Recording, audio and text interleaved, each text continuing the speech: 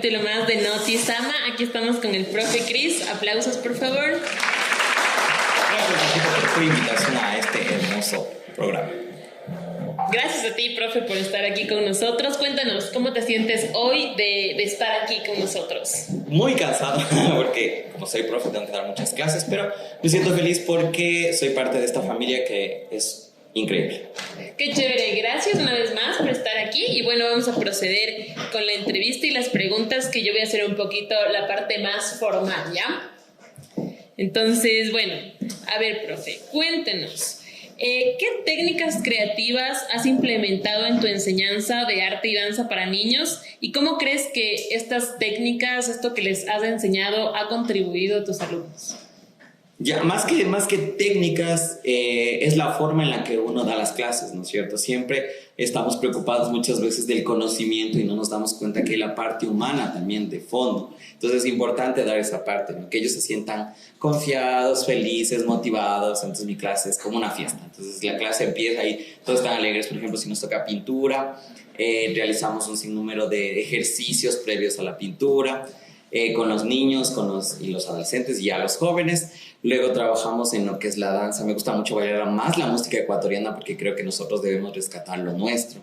Porque muchas veces vemos que hay muchos profesores que ponen música que está de moda, entre comillas, que lo único que quiere es vender y nos olvidamos de nuestras raíces. Entonces yo lo que primero les enseño ese tipo de cosas. Entonces en ese camino también se les enseña a amar lo que es nuestro. Entonces yo, por ejemplo, amo bailar, tengo mi grupo de danza y a mis estudiantes les proyecto eso porque yo creo que como profes, aparte de enseñar un conocimiento, también tenemos que ser practicantes, ¿no es cierto? Tenemos que poner en práctica lo que estamos enseñando, porque ¿de qué me sirve ser a mí un científico si nunca he hecho un artículo científico? En este caso, ¿de qué me sirve ser profe de artística si nunca he hecho un cuadro, si nunca he hecho una coreografía? Entonces, es ese tipo de cosas que me ayuda muchísimo a mí a que mis estudiantes se sientan muy felices y alegres en mis clases. Qué chévere, profe. Yo hubiese querido tener un profe como tú en el colegio. Eso me dicen siempre.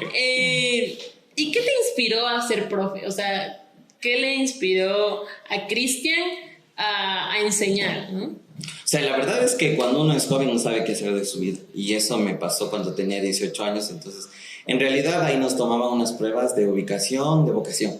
Entonces me salió que yo era apto para administración de empresas, pero yo me di cuenta que en esas pruebas uno podía hacer trampa. Entonces decía, no, pues este es para administración, ponle 5.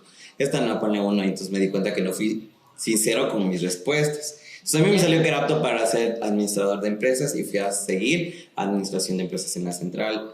Lastimosamente no era mi vocación y hasta ahora digo, no era mi vocación porque era terrible estar detrás de un escritorio. Bueno, a mí no me gusta eso, no estar detrás de un escritorio en la parte administrativa, sino al contrario, me gusta ser muy dinámico, proactivo. Entonces en ese camino, como mi mamá también es profe, una profesora de ella dio a luz, entonces me dijo, vamos mi hijo, reemplázale a la profe, y yo fui a reemplazarle. Entonces ahí me di cuenta que me gustaba mucho ser profe, pero caí en varios errores porque quería ser profe primero de mate y no soy bueno para física, entonces dije, no, ahí sí todo más. Luego fui a ser profe de artes, o sea, en sí solo a la facultad de artes, y no me aceptaron porque éramos 100 aspirantes y solo había 30 cupos, y yo como dramático, solo yo, entonces no podía haber entrado ahí porque no tenía canto ni esas cosas. Según yo era artista en ese entonces. Y de ahí, en la Facultad de Filosofía, vi la carrera de Diseño y Cultura Estética, que le seguí 4 años, o sea, 8 semestres. Me gusta mucho la carrera, que ahora es enfocada a la educación cultural y artística. Ahí fue mi decisión. Ah, sí, justo eso iba orientada mi pregunta. ¿Por qué decidiste esta rama de la parte artística? La verdad es que desde pequeño me gustaba mucho, me gustaba salir en los programas y esas partes artísticas y organizar y todo eso. Entonces siempre me apegué mucho a la parte del arte, pintar, aunque era malo para dibujar. Yo me acuerdo que cuando estaba en el colegio les decía a mis hermanos, me hacían del dibujo y yo estoy haciendo los ejercicios de mate, porque yo era físico matemático. Yeah. Entonces yo era un cerebro, no sé qué pasa. Pero bueno, debía haber sido profe de mate, pero no, o sea, hubiera sido la eminencia de profe de mate, pero no me gustaba física. O sea, mate era súper, era buen estudiante, pero no me gustaba física. Entonces dije, no, si uno tiene que estudiar algo, tiene que ser algo que ame. Entonces yo amaba mucho las artes por el mismo hecho de a veces no encontramos palabras para expresar y lo hacemos a través de una pintura, un poema, un dibujo, una coreografía. Entonces, por ahí más o menos va enfocado eso. Qué chévere. Sí, yo pienso que se necesita mucha vocación igual para ser profesor. Necesitas querer mucho tu profesión para hacerla día con día. Y cuéntame, ¿Cómo te sentiste la primera vez que estuviste delante de un salón de clases?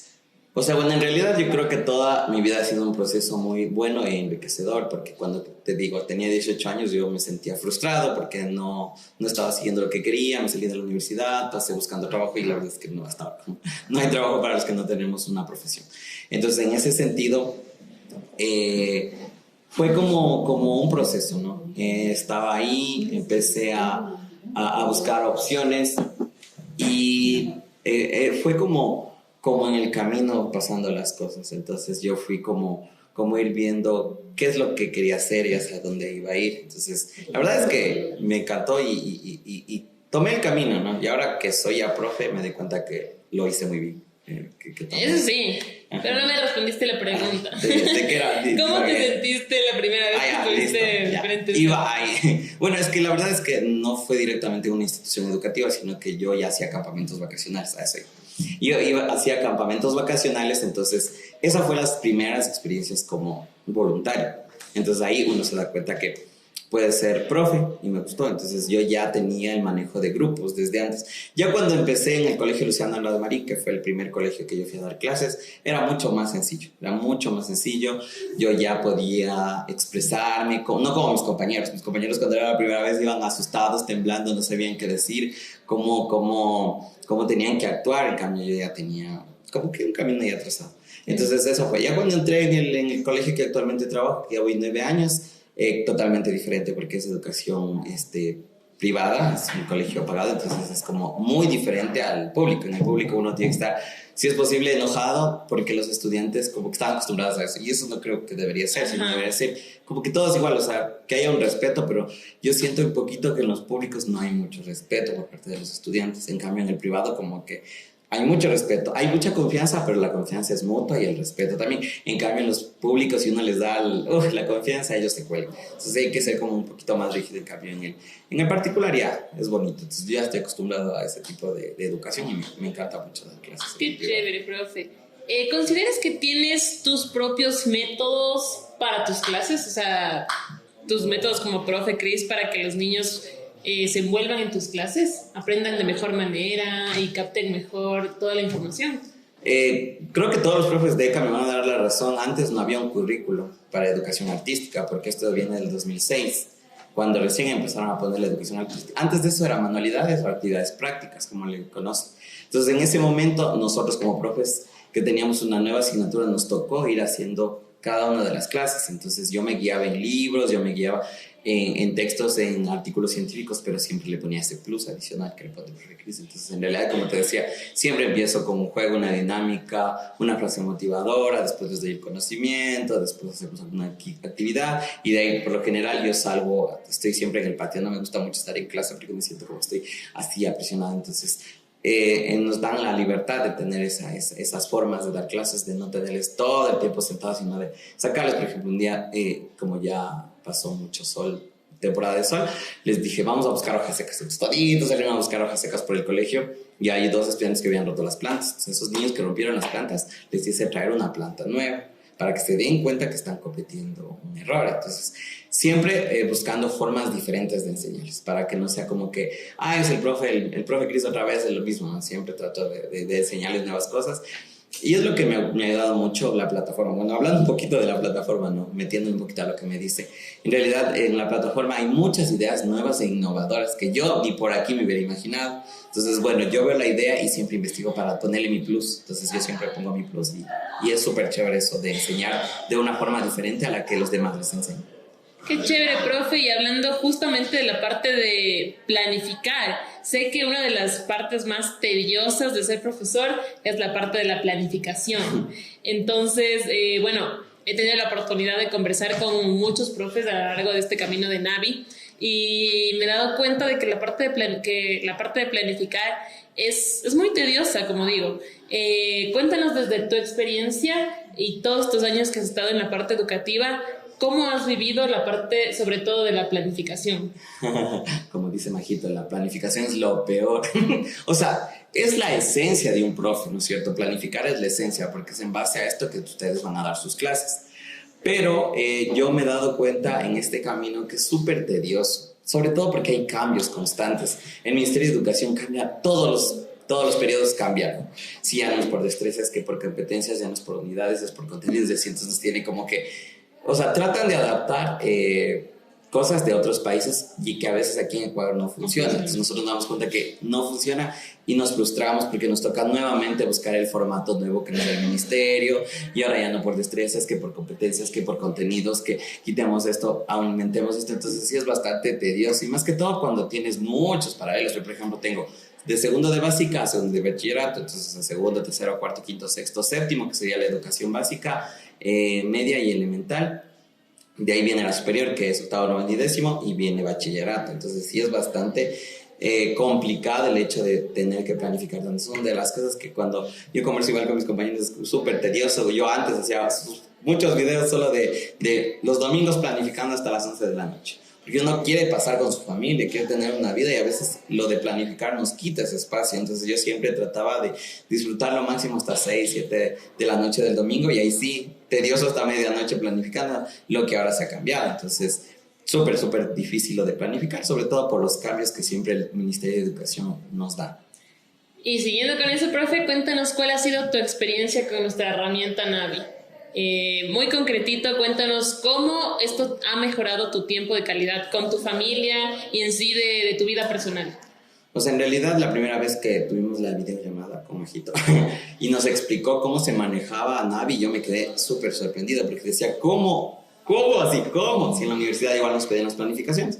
Entonces es una herramienta que a mí me ayuda muchísimo. O sea, ahorro mucho tiempo, ahorro mucha energía. Si estamos en la computadora tanto tiempo, imagínense el gasto de energía que tenemos, nuestra energía, el hecho de no estar con nuestra familia, como te decía.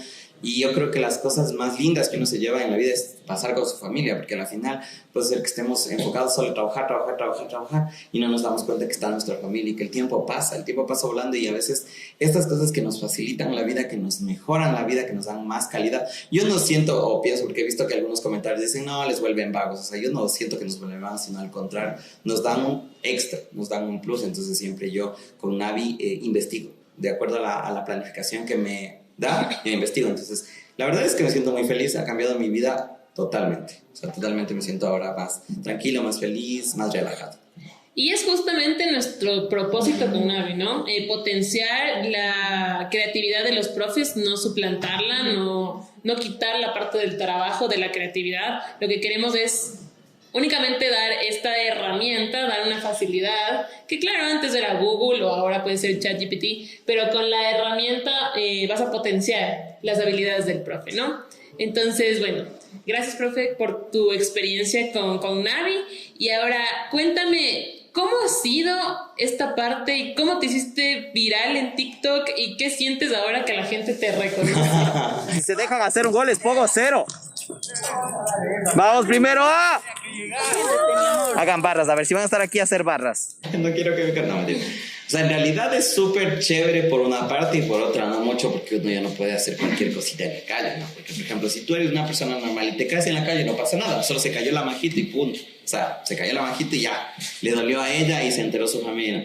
Pero si el profe Chris se cae en la calle, o sea, imagínate el escándalo, el impacto, cualquiera te toma foto de eso, entonces es complicado. La verdad es que en la pandemia recuerdo que subí un video y dije, acompáñenme a como yo doy clases. Entonces yo puse el celular ahí y empecé a hablar así como siempre, sin descontar. Y para ese video se hizo viral. De ahí empecé a hacer más videos de mis clases, porque estábamos en virtual. Entonces obviamente solo se escuchaba las voces de mis alumnos. Entonces todo el mundo decía, sí, es profe, no es profe, así. Entonces eso hizo que yo me convierta en una persona reconocida, se puede decir. Y que después de eso hice una barra del arroz madre verde, que ganas de sancocho, que también pegó full, que a la gente le gustaba, no sé por qué, pero fue algo espontáneo, que igual salió un día que estaba jugando mi curso y yo era tutor, entonces yo era emocionada haciéndoles barra a mis alumnos. Y ahora que estoy haciendo letras, les estoy contando de mi vida, entonces el hecho de hacer letras también nos tiene impactados a todos, porque yo amo hacer manualidades y tengo la habilidad de hacer letras sin moldes. que facilita mucho y eso estaban diciendo que es de cursos de letras. Entonces, es como que las cosas siempre voy cambiando para que no sea lo mismo de, este profe ya le conozco, ya a la siguiente. Siempre trato de darles cosas mejores para que se sientan felices. Pero a la vez es lindo sentir este apoyo de la gente, ¿no? Como... Sí, ¿no? O sea, sí es lindo, pero a la vez es como... Y a veces no de los haters. Pues, yo les amo a mis haters porque me dan contenido. O sea, no es que me fijo mucho en ellos, ¿no? Pero es como que es mi forma de responder, ¿no? Porque yo siempre veo que hay gente que siempre trata como de... Hacerte menos. A todos, o sea, en la vida, en todos. Sí. O sea, en tu trabajo, en tus estudios, en tu familia, inclusive en tu familia. Te tratan de hacer menos, entonces uno, ¿cómo reacciona? Reacciona mal. En cambio, yo no, yo me río. Yo me río de cómo me odian, de cómo me escriben, o no sea odio o lo que sea, pero siempre me escriben cosas ofensivas para ellos, pero para mí es un chiste. Entonces, mi vida es un carnaval, entonces yo les respondo de forma cómica. Nunca les insulto porque trato de que vean que hay otras formas de expresarse, ¿no? Y así quieran hacer daño, yo siento tranquilo. Creo que esa es la manera igual de afrontar toda esta parte del hate en redes sociales, que sí se ha vuelto un tema bastante fuerte, pero que hay que saber afrontarlo, ¿no? Y sobre todo hay que saber que cuando estás expuesto a redes sociales vas a tener tanto la parte buena como también la parte mala. Y bueno, qué chévere, profe. Y ahora para terminar, cuéntanos, ¿qué te gusta más? ¿Darle clases a los chiquitos o a los grandes? Chuta, es que depende, depende del curso. Porque tengo cursos de pequeños que a veces sí se me acaba la paciencia. Sí, full, o sea, es como que... siéntese, haga silencio. Cállense. Y hay los grandes que en cambio salen con sus cosas y eso. Pero creo que término medio, básica superior, de octavo a décimo. Me siento como más tranquilo. Igual ellos están transicionando de chiquitos a grandes. Entonces como que están en ese espacio que uno todavía puede tener esa confianza, darles la confianza y el respeto es mutuo. En cambio con los grandes, si les das mucha confianza, se cuelgan. Los chiquitos no hay cómo, porque tengo que estarles, ya bailo 10 canciones y aún tienen energía, entonces como que ya. Entonces con los de octavo a décimo me encanta dar clases, serían mis alumnos, mis cursos favoritos, por así decirlo. Qué chévere, profe. Muchas gracias por acompañarnos en esta parte del podcast. Y ahora sí se vienen las preguntas picosas.